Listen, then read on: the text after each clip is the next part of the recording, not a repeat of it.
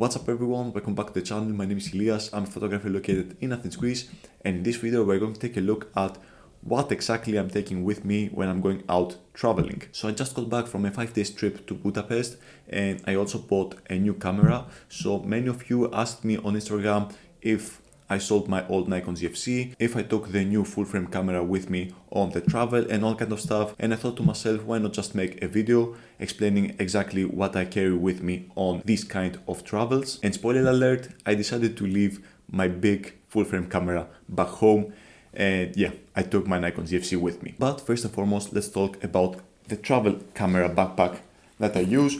And I use basically this camera bag over here from 𝐓𝐢𝐦𝐞𝐬𝐿. This is my everyday camera backpack, and I also use it with me on travels because yeah, I can fit everything that I need in this bad boy over here. On the outside, everything is really nice. I can basically lock my camera bag over here that way, so nobody can open it up or nobody can steal anything from me. On the side over here, we have an opening so we can quickly grab our camera if something is happening. On the top of the backpack over here, we have a little bit of space for, I don't know, personally I leave in there my chargers, my power banks, a few filters, my SSD and all that kind of stuff. So yeah, we have lots of room for storage over here for some minor things. And of course, on the camera department, on the main camera department over here, we can store many things. So this is the camera department from the inside.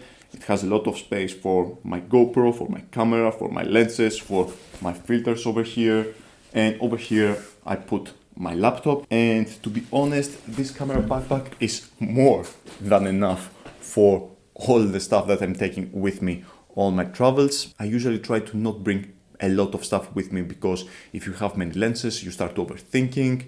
And if you have many cameras, you start overthinking. And yeah, it's not an enjoyable experience to have all that stuff with you when you're trying to travel and have a little bit of a good time and relax. Basically, having a lot of stuff with you just goes in the way of your creativity. So with every trip that I do, I always try to bring something less. And even though in this specific trip, I tried to not pack many things and I left much of my gear back home, again I found myself not using some of the stuff. So yeah, in my next trip I will leave even more stuff behind. So before I talk about all the important stuff, the camera and the lenses that I brought with me and how I use them, I quickly want to mention a few items that are really essential and in my opinion you should never travel without them, or in my use case actually I never travel without them because they're essential for the content that I'm trying to capture. By the way, if you want to skip this part, I will have timestamps down below so you can skip whatever you don't care about. And I'm basically talking about the small accessories like the chargers and the spare batteries and all kind of stuff. So for example, what I do is I always have 2 batteries like that for my camera, and I also have one charger over here which can charge both of these batteries at the same time. And in order to use this charger over here, I just use my large power bank over here in order to charge it. So when I'm sitting down for a coffee, let's say, I just plug both of my batteries onto this charger into my power bank over here. And basically that way I always have 2 batteries charged all the time. Yeah, this is really important, especially if you're trying to do video at the same time while trying to take photos. If you're just doing photography, you don't need all that kind of stuff because most cameras have perfectly fine batteries for basically a whole day of shooting. But if you are doing video at the same time, you probably need something like that in order to charge your stuff while you're taking a break. The same thing goes as well for the GoPro. I have 3 GoPro batteries and I also have this charger over here which charges 3 batteries at the same time. So what I basically do is I plug both of these chargers on my power bank over here, which has 2 USB ports, basically charging all of these batteries at the same time. So yeah, this is really convenient and this doesn't take a lot of space in your camera bag. It's, yeah, just that. I throw all of these things and some cables on the top department like I showed you earlier. I basically have a solution to all my battery problems. Also, really quick, if you enjoyed this video, then do me a favor and push that like button down below. It's really important for the algorithm. And if you're new here, then maybe consider subscribing. And even if you are an older watcher, just check if you are subscribed, because yeah, a lot of people watch my content without being subscribed. So yeah, do me a favor and double check about that. And yeah, let's continue on with the video. Another really important piece of gear that I have with me is basically this travel kit over here. You can take this from Amazon, that's where I got it from. By the way, I'm going to be linking everything down below in case you want to check them out. This is basically the travel kit over here. You have your microfiber stuff over here, you have your rocket blower, you have, what is this? Lens and sensor cleaning stuff. You also have these cleaning swabs over here, which are really important in case you get some dirt on top of your sensor. So yeah, this always goes with me. I had a few dust problems because I was switching lenses all the time on and off. So yeah, I used one of these swabs in order to clean my sensor, which was really clutch, because yeah, it's a pain in the ass having to delete all the dust particles from your images, and even more pain in the ass if you have to do that on video clips. So yeah, make sure to keep your gear clean while you're traveling. Of course, one of the more important things is this simple storage of SD cards over here. This is where all my SD cards go. What I don't like about this specific piece of kit is that you don't have basically a storage for micro SD.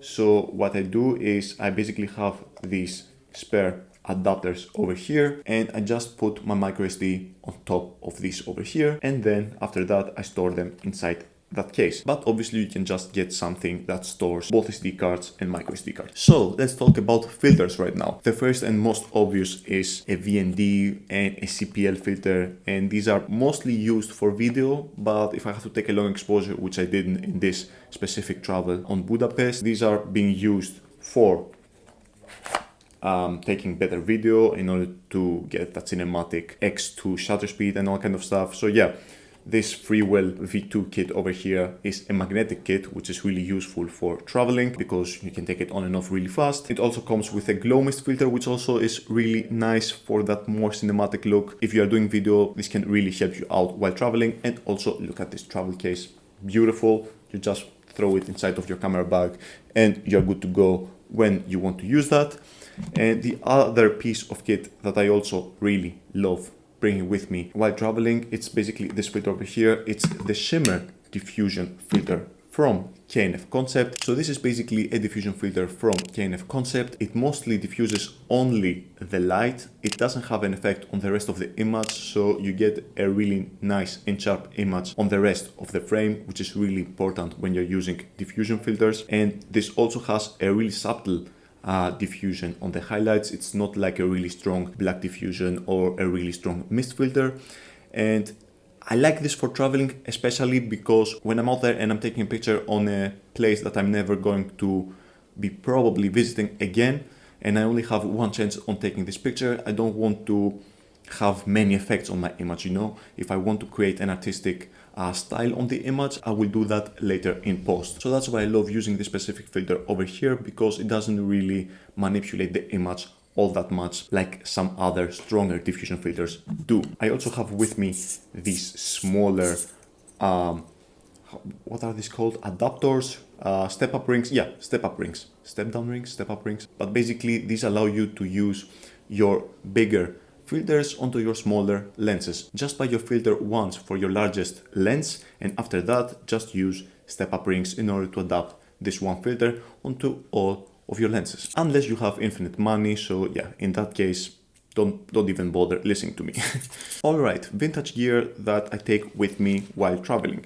I always bring this little Sony Handycam with me when I'm traveling. I made a video with it about 2 or 3 weeks ago. It has a beautiful image, it creates a beautiful image, and it's really enjoyable to use. So yeah, I always bring this bad boy over here with me, and I also bring a film camera with me. And in this case, the film camera that I brought with me is the Olympus MGU3 over here with the zoom lens.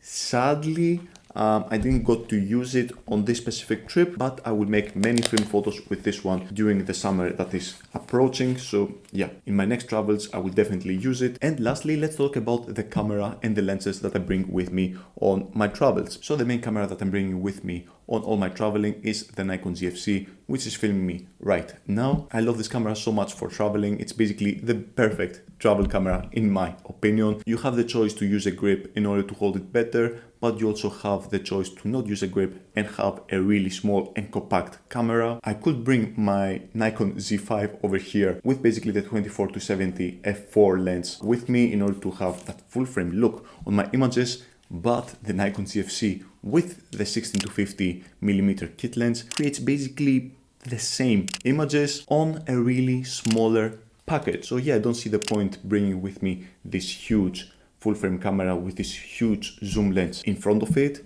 I much rather use the Nikon ZFC with the 16-50 kit lens. This kit lens is so sharp. There's not a better kit lens out there. I don't care if you're using Canon, Sony or Fujifilm, there's not a better kit lens than the 16-50 from Nikon. Hands down the sharpest kit lens out there. And when you're traveling, you don't want most of the time a shallow depth of field. You don't care about the bokeh because you most of the time at least want to capture the whole scenery nice and sharp. And for these cases, the kit lens is absolutely perfect. Just look at the difference. Like, yeah, the difference is so huge of these two lenses. It's not even funny at this point. The other lens that I did use a lot in this trip is basically the 10mm f2 from TT Artisan. This is a manual focus lens, but it doesn't bother me. It's really easy to manual focus a 10mm lens. This is basically a 15mm on full frame, but it's really wide. It's really wide, and the lines are also straight on this one. I basically use this for really wide shots because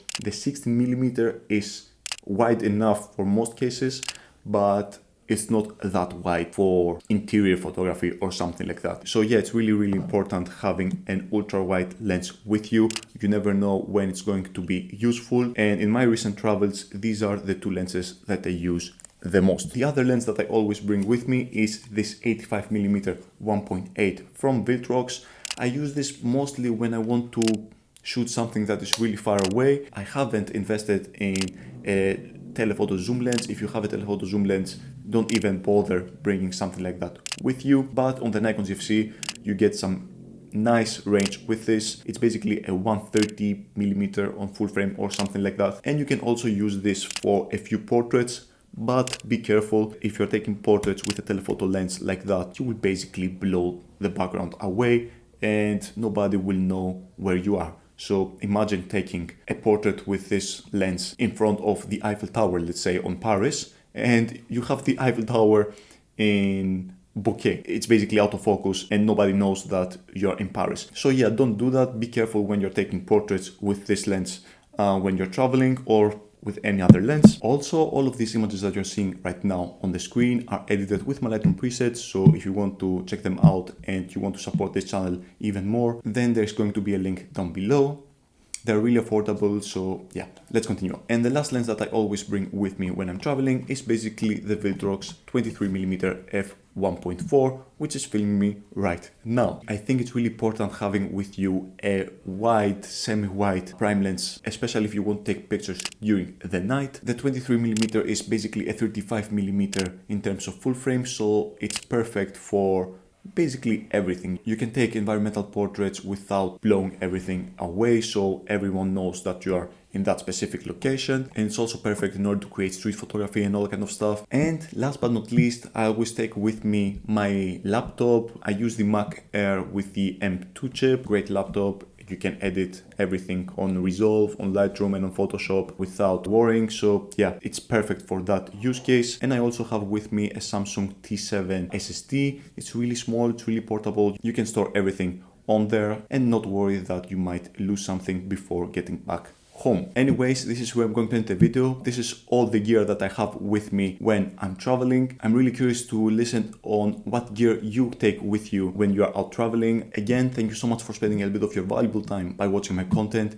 This really means the world to me. Keep in mind that all of these images are edited with my Lightroom presets, so if you want to support me, there's a link down below in order to grab my presets. They're really affordable. If you want to see all of the images and the behind the scenes of my travel in Budapest, then definitely subscribe because the next videos are going to be about that. And also, if you like travel photography, wedding photography, portrait photography, street photography, and a little bit of gear talk, then also definitely subscribe because yeah, we're doing all of that in this channel. And yeah, this is where I'm going to leave you guys.